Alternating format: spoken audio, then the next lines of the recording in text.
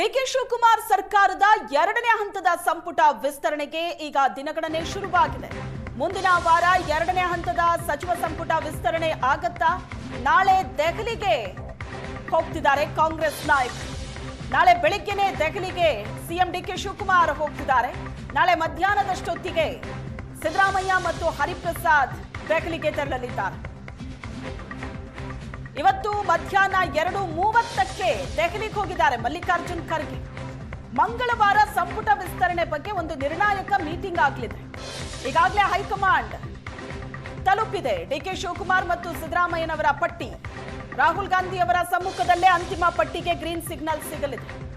ಕಳೆದ ಹಲವು ದಿನಗಳಿಂದ ಚರ್ಚೆ ಆಗ್ತಾ ಇರೋದು ಡಿಕೆ ಶಿವಕುಮಾರ್ ಸರ್ಕಾರದ ಎರಡನೇ ಹಂತದ ಸಂಪುಟ ವಿಸ್ತರಣೆಯ ಬಗ್ಗೆ. ಮುಹೂರ್ತ ಕೂಡ ಬರ್ತಾ ಇಲ್ಲ. ಪ್ರತಿ ವಾರ ದೆಹಲಿ ಪರೇಡ್ ಮಾಡ್ತಿದ್ದಾರೆ ಸಿಎಂ ಮತ್ತು ಮಾಜಿ ಸಿಎಂ ಸಿದ್ದರಾಮಯ್ಯನವರು. ಆದರೆ ಒಂದಲ್ಲ ಒಂದು ಅಡೆತಡೆಗಳು ಎದುರಾಗ್ತಲೇ ಇತ್ತು. ಕಳೆದ ಬಾರಿ ದೆಹಲಿಗೆ ಹೋದಾಗ ಎದುರಾದಂತ ಸಮಸ್ಯೆ ಕಾಕ್ರೋಚ್ ಪಾರ್ಟಿ ನಡೆಸ್ತಾ ಇದ್ದಂತ ಹೋರಾಟ. ಅದಾದ ನಂತರ ಕಾಂಗ್ರೆಸ್ ಪಾರ್ಟಿ ಕೂಡ ಹೋರಾಟದ ಅಖಾಡಕ್ಕಿಳಿದಿತ್ತು. ಹಾಗಾಗಿ ಸಂಪುಟ ವಿಸ್ತರಣೆಗೆ ಸಾಧ್ಯ ಆಗಿರಲಿಲ್ಲ. ಮತ್ತೆ ನಾಯಕರು ವಾಪಸ್ ಬಂದಿದ್ರು ರಾಜ್ಯಕ್ಕೆ. ಈಗ ಆ ಪ್ರೊಟೆಸ್ಟ್ ಸಹ ಮುಗಿದಿದೆ. ಹಾಗಾಗಿ ಎರಡನೇ ಹಂತದ ಸಂಪುಟ ವಿಸ್ತರಣೆಗೆ ಮುಹೂರ್ತ ಫಿಕ್ಸ್ ಆದಂತಾಗಿದೆ. ಈ ಬಗ್ಗೆ ಹೆಚ್ಚಿನ ಡೀಟೇಲ್ಸ್ ಕೊಡ್ತಾರೆ ನಮ್ಮ ಪ್ರತಿನಿಧಿ ವಿದ್ಯಾ ಸಂಪರ್ಕದಲ್ಲಿದ್ದಾರೆ.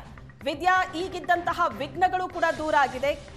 ಪ್ರೊಟೆಸ್ಟ್ ನಡೀತಾ ಇತ್ತು ಕಾಕ್ರೋಚ್ ಪಾರ್ಟಿಯದ್ದು. ಹಾಗಾಗಿ ಕಳೆದ ಬಾರಿ ಸಹ ಸಂಪುಟ ವಿಸ್ತರಣೆಗೆ ಮುಹೂರ್ತ ಕೂಡ ಬಂದಿರಲಿಲ್ಲ. ಈಗ ಎಲ್ಲಾ ವಿಘ್ನಗಳು ದೂರ ಆಗಿರೋದ್ರಿಂದ ಈ ವಾರ ಆಗತ್ತಾ?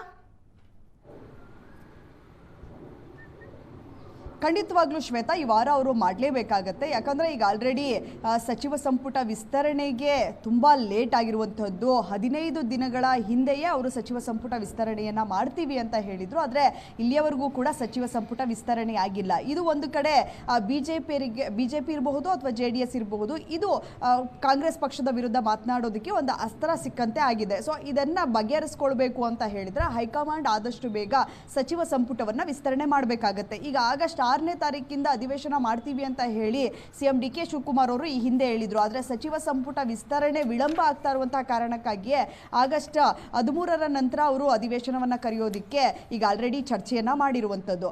ಈ ಎಲ್ಲ ಬೆಳವಣಿಗೆಗಳನ್ನು ನೋಡ್ತಾ ಇದ್ರೆ ಹೈಕಮಾಂಡ್ಗೆ ಸಚಿವ ಸಂಪುಟ ವಿಸ್ತರಣೆ ಮಾಡುವಂಥದ್ದು ಅನಿವಾರ್ಯ ಆಗಿದೆ.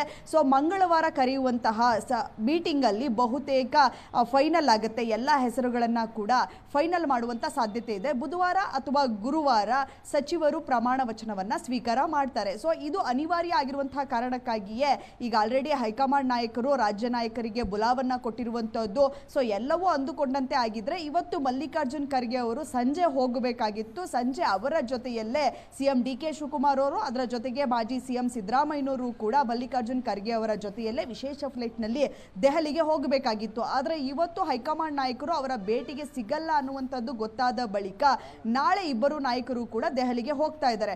ಒಂದು ಕಡೆ ಡಿಕೆ ಶಿವಕುಮಾರ್ ಅವರು ಮಧ್ಯಾಹ್ನದ ನಂತರ ದೆಹಲಿಗೆ ಹೋಗೋಣ ಅನ್ನುವಂತಹ ಮಾತುಕತೆಯನ್ನ ಮಾಡ್ಕೊಂಡಿದ್ರು. ಆದರೆ ಈಗ ವಕೀಲರ ಜೊತೆ ಚರ್ಚಿಸಬೇಕಾಗಿರುವಂತಹ ಕಾರಣಕ್ಕಾಗಿ ಅವರು ಬೆಳಗ್ಗೆಯೇ ದೆಹಲಿಗೆ ಹೋಗ್ತಾರೆ. ಮಧ್ಯಾಹ್ನದ ನಂತರ ಮಾಜಿ ಸಿಎಂ ಸಿದ್ದರಾಮಯ್ಯನವರು ದೆಹಲಿಗೆ ಹೋಗುವಂತಹ ಸಾಧ್ಯತೆ ಇದೆ. ಸೊ ಇಬ್ಬರು ನಾಯಕರು ದೆಹಲಿಗೆ ತಲುಪಿದ ಬಳಿಕ ಮಂಗಳವಾರ ಬೆಳಗ್ಗೆ ಅಥವಾ ಮಧ್ಯಾಹ್ನ ಹೈಕಮಾಂಡ್ ನಾಯಕರ ಜೊತೆ ಚರ್ಚೆ ಆಗುತ್ತೆ. ಈಗ ಆಲ್ರೆಡಿ ಡಿಕೆ ಶಿವಕುಮಾರ್ ಅವರು ಮತ್ತೆ ಸಿದ್ದರಾಮಯ್ಯನವರು ತಮ್ಮ ಆಪ್ತರ ಹೆಸರುಗಳಿರುವಂತಹ ಪಟ್ಟಿಗಳನ್ನ ಹೈಕಮಾಂಡ್ಗೆ ಕೊಟ್ಟಿದ್ದಾರೆ. ಅದರ ಜೊತೆಗೇನೆ ಹೈಕಮಾಂಡ್ದು ಒಂದು ಪಟ್ಟಿ ಇರುತ್ತೆ. ಈ ಎಲ್ಲ 3 ಪಟ್ಟಿಗಳನ್ನ ಇಟ್ಕೊಂಡು ಹೆಸರುಗಳನ್ನ ಪ್ರಸ್ತಾಪವನ್ನ ಮಾಡಿ ಆ ಹೆಸರುಗಳಿಗೆ ಎಷ್ಟು ಈ ಹೆಸರುಗಳಿರುವಂಥವರು ತಗೊಂಡ್ರೆ ಸಚಿವ ಸಂಪುಟಕ್ಕೆ ಎಷ್ಟು ಅನುಕೂಲ ಆಗುತ್ತೆ, ಎಷ್ಟು ಅನಾನುಕೂಲ ಆಗುತ್ತೆ, ಎಷ್ಟು ಲಾಭ ಆಗುತ್ತೆ ಕಾಂಗ್ರೆಸ್ ಪಕ್ಷಕ್ಕೆ ಅನ್ನುವಂಥದ್ದನ್ನ ನೋಡಿಕೊಂಡು ಅವರಿಗೆ ಸಚಿವ ಸ್ಥಾನ ಕೊಡೋದಕ್ಕೆ ಈಗ ಆಲ್ರೆಡಿ ಹೈಕಮಾಂಡ್ ನಾಯಕರು ಯೋಚನೆಯನ್ನ ಮಾಡಿರುವಂಥದ್ದು. ಅದೇ ರೀತಿಯಾಗಿ ಮುಖ್ಯವಾಗಿ ಅದರಲ್ಲೂ 8 ಜನ ಹಿರಿಯರಿಗೆ ಸ್ಥಾನವನ್ನ ಕೊಡುವಂತ ಸಾಧ್ಯತೆ ಇದೆ. ಇನ್ನು ಮಿಕ್ಕಂತವರಿಗೆ ಹೊಸಬರು, ಅಂದ್ರೆ 1 ಬಾರಿ 2 ಬಾರಿ ಗೆದ್ದಂಥವರು ಮಾತ್ರ ಅಲ್ಲ, 3-4 ಬಾರಿ ಗೆದ್ದಿದ್ರೂ ಕೂಡ ಅವರಿಗೆ ಇನ್ನೂ ಸಚಿವ ಸ್ಥಾನ ಸಿಗದೇ ಇರುವಂತಹ ಹೊಸ ಮುಖಗಳಿಗೆ ಸಚಿವ ಸ್ಥಾನವನ್ನ ಕೊಡಬೇಕು ಅಂತ ಹೇಳಿ ರಾಹುಲ್ ಗಾಂಧಿ ಅವರು ಈಗ ಆಲ್ರೆಡಿ ಹೈಕಮಾಂಡ್ ನಾಯಕರು ಕೆಲವು ನಾಯಕರ ಬಳಿ ಹೇಳಿರುವಂಥದ್ದು. ಅದಕ್ಕೆ ತಕ್ಕಂತೆ 13 ಅಥವಾ 14 ಜನರಿಗೆ ಹೊಸದಾಗಿ ಆಯ್ಕೆ ಆದಂಥವರಿಗೆ ಸಚಿವ ಸ್ಥಾನ ಕೊಡುವಂತಹ ಸಾಧ್ಯತೆ ಇದೆ. ಅಥವಾ 8 ಜನರಿಗೆ ಹಿರಿಯರಿಗೆ ಸಚಿವ ಸ್ಥಾನವನ್ನ ಕೊಟ್ಟು ಇನ್ನು ಉಳಿದಂತಹ ಅದೇನಿರುತ್ತೆ ಅವುಗಳಿಗೆ ಮಾತ್ರ ಹೊಸ ಮುಖಗಳಿಗೆ ಅವಕಾಶವನ್ನ ಮಾಡಿಕೊಳ್ಳುವಂತ ಸಾಧ್ಯತೆ ಇರುವಂತದ್ದು.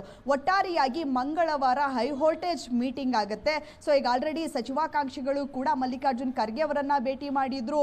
ಇನ್ನೊಂದು ಕಡೆ ಸಿಎಂ ಡಿ.ಕೆ. ಶಿವಕುಮಾರ್ ಅವರನ್ನ ಭೇಟಿ ಮಾಡಿ ಒತ್ತಡವನ್ನ ಹಾಕ್ತಾ ಇದ್ದಾರೆ. ಮಾಜಿ ಸಿಎಂ ಸಿದ್ದರಾಮಯ್ಯನವರನ್ನ ಕೂಡ ಭೇಟಿ ಮಾಡಿ ಒತ್ತಡವನ್ನ ಹಾಕ್ತಾ ಇರುವಂತದ್ದು. ಯಾರೆಲ್ಲ 4-5 ಬಾರಿ ಗೆದ್ದಿದ್ರು ಅವರೆಲ್ಲರೂ ಕೂಡ ನಮಗೂ ಒಂದು ಅವಕಾಶವನ್ನ ಮಾಡಿಕೊಡಿ ಅನ್ನುವಂತಹ ನಿಟ್ಟಿನಲ್ಲಿ ಈಗ ಹೈಕಮಾಂಡ್ ನಾಯಕರು ಅದರ ಜೊತೆಗೆ ರಾಜ್ಯ ನಾಯಕರಿಗೆ ಒತ್ತಡವನ್ನ ಹಾಕೋದ್ರ ಜೊತೆಗೆ ಈಗ ಆಲ್ರೆಡಿ ಹೈಕಮಾಂಡ್ ನಾಯಕರನ್ನ ಭೇಟಿ ಆಗೋದಿಕ್ಕೆ ದೆಹಲಿಯ ಕಡೆ ಕೂಡ ಮುಖ ಮಾಡಿದ್ದಾರೆ. ಬಹುತೇಕ ನಾಳೆಯ ಸಂಜೆಯ ಒಳಗಡೆ ಎಲ್ಲಾ ಶಾಸಕರು ಕೂಡ ಬಹುತೇಕ ಸಚಿವಾಕಾಂಕ್ಷಿಗಳು ಯಾರ್ಯಾರಿದ್ದಾರೆ ಅವರೆಲ್ಲರೂ ಕೂಡ ದೆಹಲಿಯನ್ನ ತಲುಪುವಂತಹ ಸಾಧ್ಯತೆಗಳು ಹೆಚ್ಚಾಗಿ ಕಾಣ್ತಾ ಇದೆ. ಶ್ವೇತಾ, ಎಸ್, ಥ್ಯಾಂಕ್ ಯು ನಿಮ್ಮೆಲ್ಲ ಡೀಟೇಲ್ಸ್ಗೆ.